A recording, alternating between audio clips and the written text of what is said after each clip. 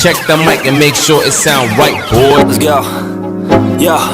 I'm like an addict, do I gotta have it. I ain't even playing, got a really bad habit. If it moves, gotta grab it, fuse like a magnet. Lose, won't have it till I'm doomed in a casket. I ain't playing, got a weird mind. If you work 8 hours, I'ma work 9. If the shit tastes sour, you should taste I don't ever slow up, no I don't take sh**. I got no love for the fakeness if you wanna play. Hi guys, we have another funny videos. Kumusta na kayo mga idol? Panoorin na natin.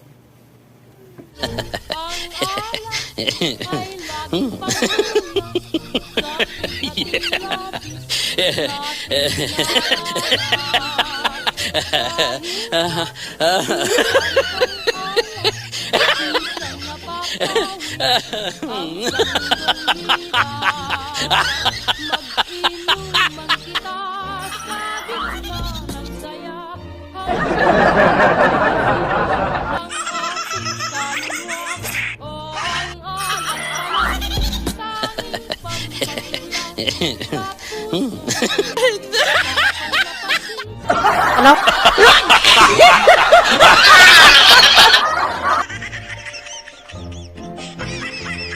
Lahat tayo dito sa mundo ay nagmula kay Eva at Adan. Mali po kayo ma'am. Ang sabi po ng tatay ko, nagmula tayo sa unggoy. Tumahimik ka, iho. Hindi ang pamilya nyo ang pinag-uusapan natin dito. My brother, where are you from? I'm from the Philippines.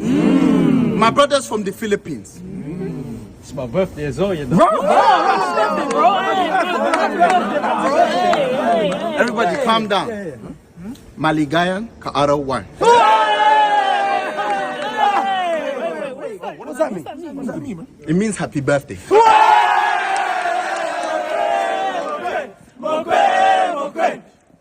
My brother here is from the Philippines.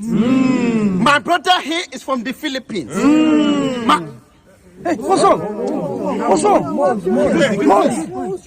What's going on, bro? I can feel something. 1 second. What's that? Wow. It's a pin. I knew I could feel a pin. I knew I could feel a pin.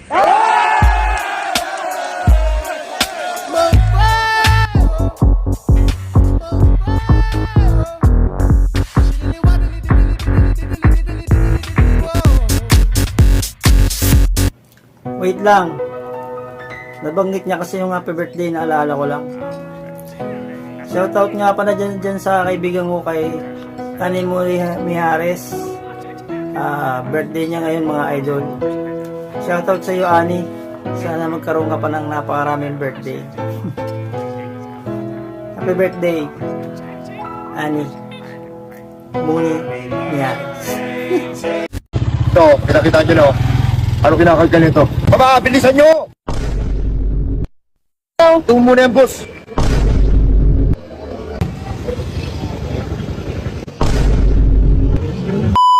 Ano na itong ano natin? Tao natin. Ito, pinakita nyo no? Ano kinakalgal nito? Ganyan. Baba, Mick. Baba, bilisan nyo! Ano yan? Ano yung inaano mo dyan? Ha? Ba't inaano mo yan? Namimili ka ng bote? Hindi. Hindi, sa basura na yan. Ba't kinukuha mo? Sayang pa rin. Ha? Sayang pa rin. Sayang pa din daw. Tungo muna yan, boss. Sa basura yan eh. Sa basurero makakuha niyan eh. Kailangan ko rin eh. Magkano ba kinikita mo dyan? Pinakamataas 800. Wala ka pala kumita ito, 800. Kasi pala kumita, 800 pesos sa araw mo? Hindi. 3 araw. 3 araw mo. Bali kumikita ka ng 200. Magkano isang bote yan? Piso, 1 kilo. Ha? Piso. 1 kilo, piso? Tinitimbang, hindi ano? Hindi, pag ibebenta mo na sa junk shop. Basag yan, bubog yan. Piso, 1 kilo. Hindi bubog to. Hindi na pinipili ngayon. Ang long neck, Hindi na pinipili. ngayon? Binububog na lang? Oo, bubog na lang. Anong binibili ngayon? Bote lang yan, James. Kilala mo ba ako? Ha? Di mo sir ako? Di mo kilala? Pulis ako ng ganyan. Dahil dati ako nagaganyan. Ha? Dati akong ganyan. Alam mo kung ilang taon ako na ganyan? Ha? 6 na taon ako na ganyan. Kami, na pamilya ko. Pinadaanan ka namin, nagpa-vlog ako eh. Sabi ko, ayun, parang ako. Nangangagal ako ng basura. Minsan nakakuha ko dyan ng ulam. Kinakain ko dahil sobrang gutom ko na. Ano talaga sa mulila? Bukod sa bote, wala ka nang ibang kinukuha. Ayan, sibak. Magkano sibak dito? Ang mura! Sa Manila, 15. Baka sa Manila. Suod ko 7 dito. Eh, yung ano? Oo, 50. Malinis.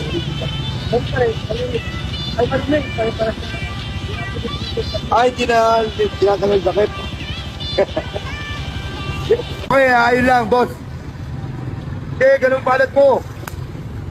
Kung ganyan din ako, iba, uminto talaga kami dito, syempre.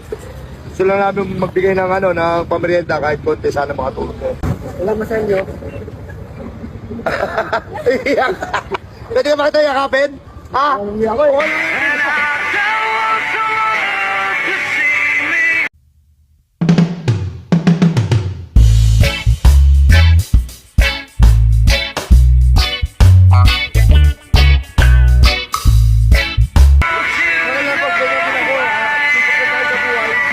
May darating din na swerte sa atin. Ako, isipin mo, ganyan. Ganyan talaga kami. Pati anak ko, asawa ko, ganyan. Dire-diretso na tayo. Sana makatulong yan, boss, ha? Naiyak na si Vic. Iyak ni bossing. Si Vic ka mo umiyak. Hindi umiyak.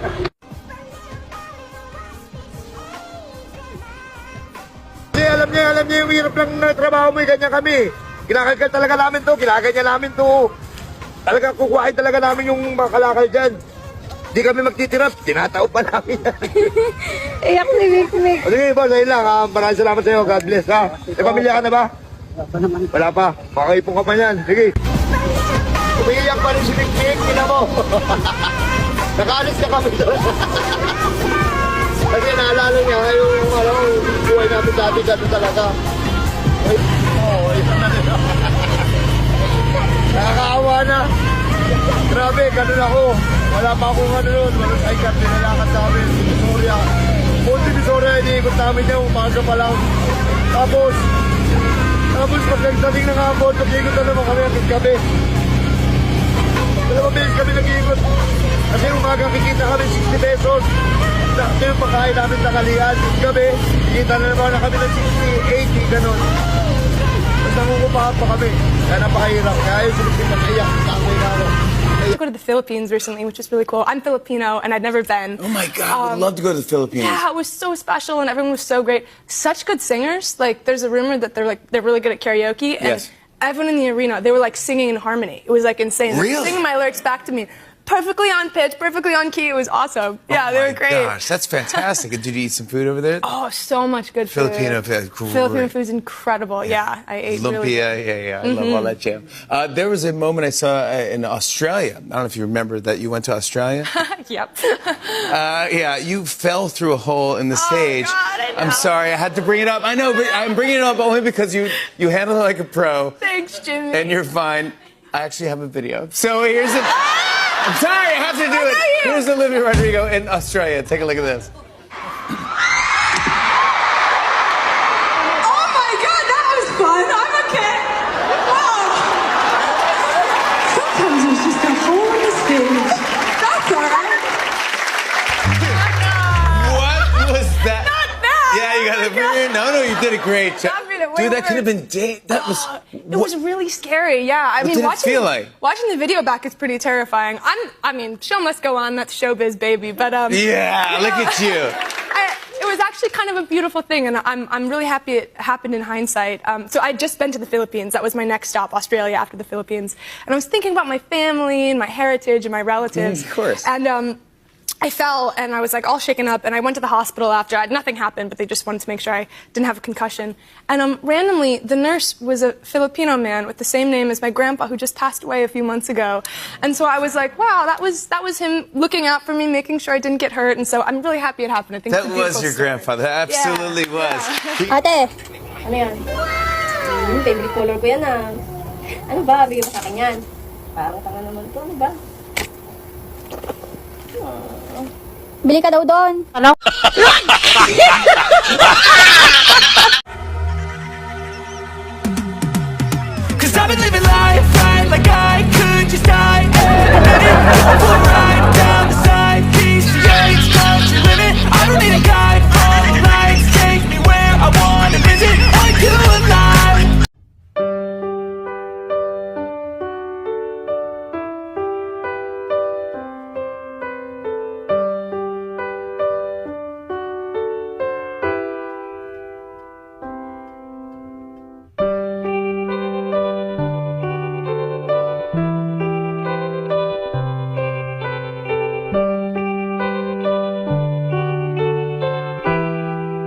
Wala kayong pakialam sa nararamdaman ko. Kasi hindi nyo alam kung anong pakiramdam ng mga gwapo! Yan, ano nararamdaman mo? Ha? Ano nararamdaman mo?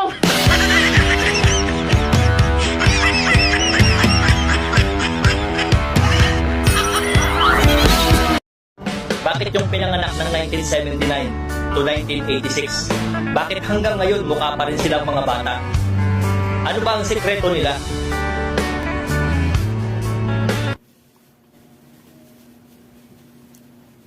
Eh bakit ako 1979? Tingnan nyo naman nangyari sa mukha ko.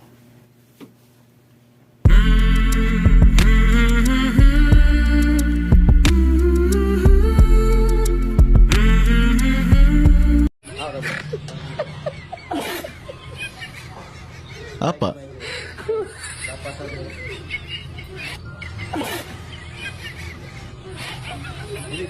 Oh, sininya dirapihin.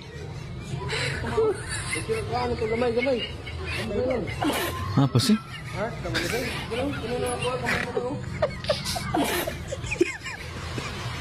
Kok makin dalam makin kayak Bezita gitu.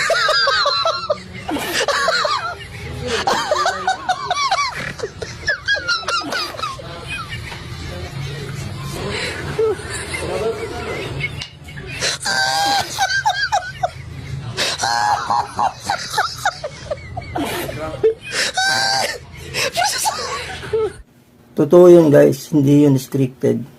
Alam nyo kung bakit ko nasabi. Kasi, bilang dating barbero, matagal na ako sa pagugupit. 17 years akong nagugupit or nag-work as barbero, 17 years. Yung mga ganong klase ng ulo, na medyo malapad ang noo, tapos bilog yung ulo. Sobrang hirap nun i-devil cut guys. Kaya kung kayo ay kapareho ng ulo nung kanina na dinedevil cut, kung hindi naman masyadong halata yung hindi pantay, wag nyo nang masyadong ipapantay kasi nga mahirap gawin yun kapag ganong klase ng hugis ng ulo. Mahirap pantayin yun guys. Sa mga barbero naman, lalo na yung mga baguhan, hanggat maaari kapag nagde-devil cut kayo, diba? Tapos nakita nyo hindi pantay. Kung kakain ka, alam mo, mas mataas dito, so mababa rito, kakain ka dito. Dapat hanggat maaari, tuldok lang ang i-adjust mo. Sobrang konti lang ang ibabawas mo. Kasi nga, kapag yan alam mo, tumaas na naman dito, siyempre maiwanan naman yun, pataas ng pataas. Kailangan sobrang konti lang talaga ang babawasin mo pag nagpapantay ka kasi medyo may kahirapan ang devil's cut. At kung kayo naman ay mahiling magpa-devil's cut, pipiliin nyo yung barbero na konti-konti lang kain. Kasi habang tumatagal yan, pataas ng pataas yan. Kasi nga, experience ko na yan Minsan, may isang tao na ginupitan ko. Pagbalik niya, siguro mga 2 months na siya bumalik. So, ibig sabihin, nang kapag pagupit na siya sa ibang barbero, sabi ko, bakit ang taas na ng ganito mo, yung devil cut niya? Kasi nga daw, ang laki ng kain. Yun. Kasi, ang mga barbero guys, palaki ng palaki ang kain yan. Lalo na kung madalas kayo magpagupit, tapos mahilig kayo magpa-devil cut. Pakaramdaman nyo. Habang balik kayo ng balik sa mga barbero, pataas ng pataas yan. Hanggang dito lang yan, makakarating na yan dito. Mga ganong kalaki. Ang naitataas pagbalik sa akin. Kaya, yun, pipiliin nyo yung mga barbero na konti-konti lang tumabas kapag nagpapa-devil's cut kayo. Kasi nga, habang tumatagal, tumataas yan mga idol. May pumupunta dito ng gugulo. Ito na. Ako daw. Ako kukuha. Ayan mismo. Para maka...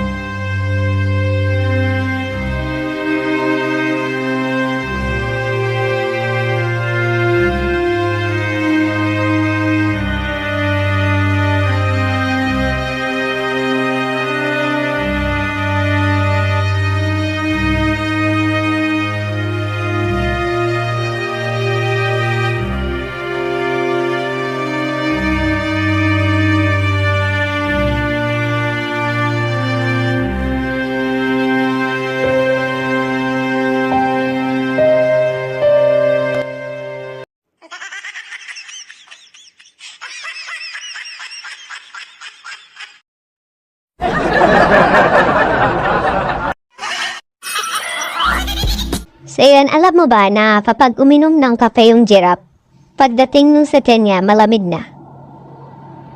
Hindi mo alam. Sarili mo lang kasi iniisip.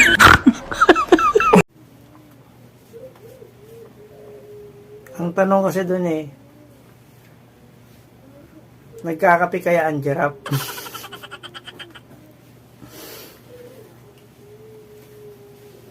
Ako pag umaga gusto ko yung nagkakape.